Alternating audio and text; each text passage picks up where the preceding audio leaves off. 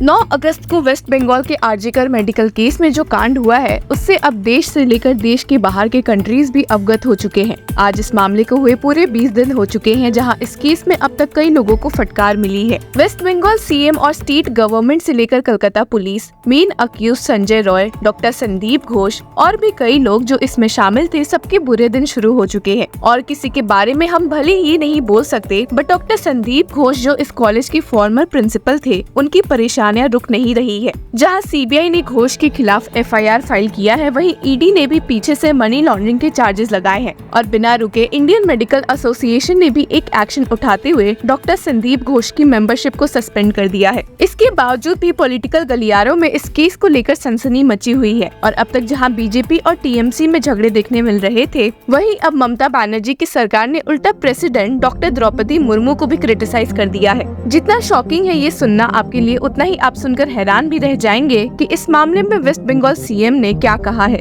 इसी के साथ एक नजर हम नाबन अभियान के प्रोटेस्ट पर भी डालेंगे, जिसके पीछे अब सुप्रीम कोर्ट का हाथ सामने आ रहा है। हमने देखा ही है कि कैसे 27 अगस्त के छत्र समाज द्वारा नाबन अभियान काफी वायलेंट हो गए थे। कहने को तो ये एक स्टूडेंट नॉन पॉलिटिकल ऑर्गेनाइजेशन द्वारा हेड करवाया गया था, तो चांसेस नहीं थे कि ये अभियान वायलेंट हो सकता है। पर जब इस पीसफुल प्रोटेस्ट में झगड़े देखने को मिले, तो एक सवाल उल्टा अब कलकत्ता हाईकोर्ट पर आ गया कि भला उन्होंने इस प्रोटेस्ट के लिए हामी क्यों भरी थी। और इंटरेस्टिंगली कलकत्ता हाईकोर्ट में a division bench of justices Harish Tandon और हिरणमय भट्टाचार्य ने इसके पीछे सुप्रीम कोर्ट में सीजेआई डीवाई चंद्रचूड़ का हाथ बता दिया। जी हाँ, आपने सही सुना। तो चलिए देखते हैं कि सीजेआई डीवाई चंद्रचूड़ ने ऐसा क्या बोला है जिसके बेसिस पर कलकत्ता हाईकोर्ट ने ऐसे प्रोटेस्ट के लिए हामी भरी, जिसमें इतने दंगे देखने को मिले हैं। सुप्रीम कोर्ट में जब आरजीकर केस की हियरिंग हो रही थी, तो सीजेआई डीवाई चंद्रचूड़ ने वेस्ट बंगाल सरकार को वार्न करते हुए कहा था कि वे एक भी पीसफुल प्रोटेस्टर पर हाथ तक नहीं उठाएंगे और उन्हें प्रोटेस्ट करने देंगे, क्योंकि ये उनका फंडामेंटल राइट है।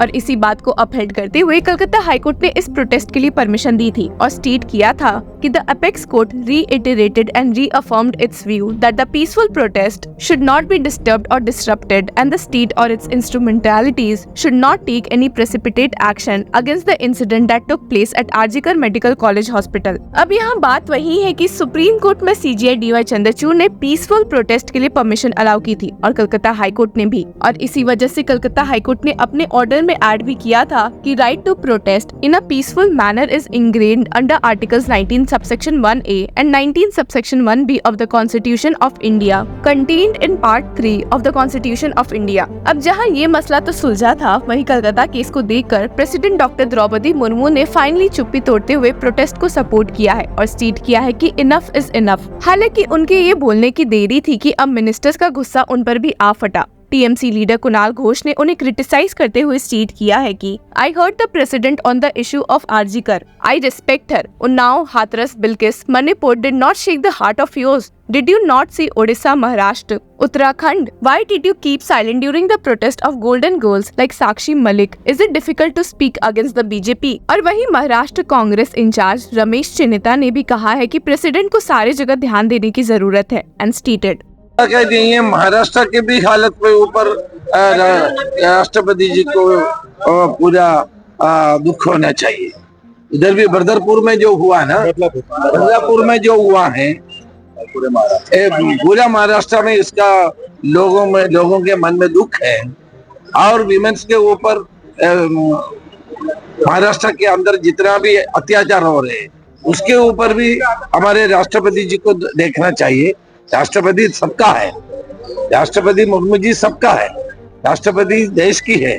सो केवल कलकत्ता नहीं, महाराष्ट्र का भी वो देखना चाहिए और अपना ओपिनियन मत को व्यक्त करना चाहिए। पर मामला काफी इंटेंस हो चुका है, क्योंकि बीजेपी को टारगेट करते हुए वेस्ट बंगाल सीएम ममता बनर्जी ने यहाँ तक स्टेट कर दिया है कि some people think this is Bangladesh. I love Bangladesh. They speak like us and share our culture. But remember, Bangladesh is a separate country and India is a separate country. PM Modi is using his party to cause fire here. If you burn Bengal, Assam, Northeast, Uttar Pradesh, Bihar, Jharkhand, Odisha and Delhi, too shall burn. We will topple your chair। अब जहां उन्हें opposition की फटकार तो मिल रही है, वहीं उन्हें अब डॉक्टर्स ने भी खूब डांटा है। इसलिए क्योंकि एक पब्लिक रैली में ही ममता बनर्जी ने डॉक्टर्स को काम पर वापस आने के साथ कह दिया कि One must remember that the Supreme Court said that it was up to the state government to take action. We didn't take action. If an FIR is filed against you, your future will be ruined. He or she won't get a passport or visa. इस बात से तो doctors community भड़क गई कि waste Bengal CM Mamata Banerjee indirectly FIR की धमकी देते हुए डर का माहौल पैदा कर रही है और डॉक्टर्स को फोर्स करना चाहती है। पर एक क्लैरिफिकेशन देते हुए खुद ही वेस्ट बंगाल सीएम ने ट्वीट किया है, let me most emphatically clarify that I have not uttered a single word against the medical etc. students or their movements. I totally support their movement. Their movement is genuine. I never threatened them as some people are accusing me of doing.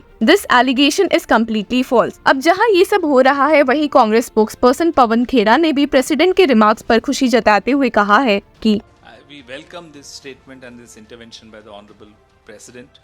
And the entire country is outraged. So it's natural that the President of India also represents the outrage the country is feeling. But the country is outraged not just about RG Kar in Kolkata, but the country is also outraged about Farrukhabad, about Kolhapur, about Badlapur, about Pune, about Ratnagiri, about Jodhpur, about Katni. There's so many instances, and especially in Uttar Pradesh, there every day you hear about some instance or the other. So the President, Honorable President, would do well in representing and articulating the outrage of the country felt far across the country, not just one region or one state. इसी के साथ waste Bengal CM Mamata Banerjee द्वारा दिए गए हैरान करने वाले remarks पर लॉ मिनिस्टर और बीजेपी लीडर अर्जुन राम मेघवाल ने भी हैरानी जताई है और कहा है कि हुई है वो निश्चित रूप से दुखदायी भी है, शर्मसार करने वाली भी है, और उससे बड़ा दुखद पहलू ये है कि वहाँ की जो मुख्यमंत्री है वो अननेसेसरी केंद्र सरकार पे आरोप लगा रही है। ये भी एक दुखद पहलू है। अब जैसे फास्ट ट्रैक कोर्ट है, वो बनाए तो उन्होंने नहीं, और चिट्ठी लिख करके और पूछ रहे हैं कि इस ऐसे अपराधों में फास्ट ट्रैक कोर्ट होना चाहिए। अरे भाई, फास्ट ट्रैक कोर्ट की पहले से ही व्यवस्था है, आप बनाओ तो सही, आप बनाते ही नहीं हो। इसलिए ये जो अभी देश में बंगाल को लेकर के जो वातावरण बना है वो बहुत दुखद भी है और देश को शर्मसार करने वाला है। और साथ ही कांग्रेस MP प्रमोद तिवारी ने भी शॉक होते हुए कहा है, जिस तरह भारतीय जनता पार्टी बंगाल के मुद्दे का राजनीतिकीकरण और हिंसा कर रही है, संभवतः उसी पर उनकी प्रतिक्रिया होगी। कलकत्ता की घटना शर्मनाक है, निर्भया कांड से मिलती जुलती है। दोषियों को कड़ा सा कड़ा दंड देना चाहिए और ऐसी परिस्थितियां दोबारा न बने, इस पर प्रयास किया जाना चाहिए। लेकिन भारतीय जनता पार्टी को शर्म नहीं आती। मणिपुर नहीं देखते, वो उत्तर प्रदेश नहीं देखते, उत्तराखंड नहीं देखते, बिहार नहीं देखते, वहाँ भी तो आंदोलन करें। बदलापुर नहीं देखते महाराष्ट्र का। तो बेटी की अस्मत का राजनीतिकरण नहीं होना चाहिए। दोषियों को कड़ा से कड़ा दंड मिलना चाहिए। ऐसी घटनाओं की पुनरावृत्ति न हो, ऐसा प्रयास करना चाहिए। अब देखते हैं कि आए दिन कोर्ट्स इस मामले में क्या फैसला ले सकती है। Till then keep following law चक्रा।